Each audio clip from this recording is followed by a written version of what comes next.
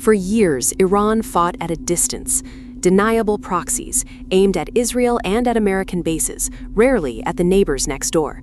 This August, that changed, and the Gulf states beside Iran began to pull away from it. Start with the strikes on Arab soil.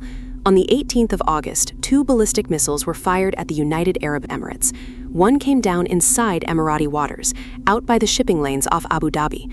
The launch was attributed to Iran's Revolutionary Guard. Tehran denied it and called the accusation a false flag. The day before, explosive drones hit the private office of the Prime Minister of Iraqi Kurdistan, in Erbil, and the home of the region's intelligence chief. The Kurdistan government's counter-terrorism service said the drones were launched from Iranian territory.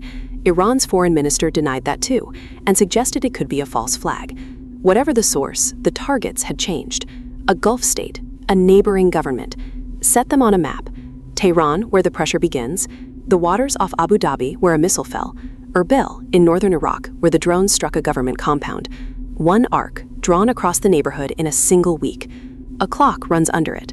The 9th of August, Iran-backed Houthis strike a Saudi Aramco refinery at Jazan. The 13th, they hit the same refinery again. The 17th, the drones over Erbil. The 18th, the missiles at the Emirates and an Emirati trade embargo in reply. The 20th, Washington names Hezbollah an Iranian proxy. Read it together and one shape appears. One capital and many hands. The Revolutionary Guard, the Iran-backed militias in Iraq, the Houthis in Yemen, Iranian Shia-backed Hezbollah in Lebanon, and this month, missiles and drones flying closer to Iran's own name than before. The United States Treasury put it plainly, Hezbollah is not a standalone force. It answers to the Revolutionary Guard's Quds force in Tehran. And the neighbors are answering back.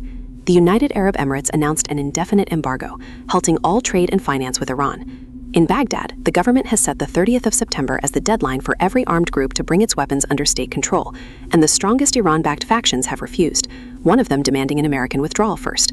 A Revolutionary Guard commander flew to Baghdad to tell them to keep their arms. And in Washington, the Treasury names Hezbollah an Iranian proxy, and sanctioned the couriers it said moved the group's cash by air across Lebanon, Turkey, the Emirates, and Iran. Denials on one side, documents on the other. The strain shows on the map. Abu Dhabi, where trade with Tehran is now frozen. Baghdad, where a deadline waits. Jazan, on the Saudi coast, where a refinery burned twice in a week. The pressure Iran spent years exporting is pressing back on the region that borders it.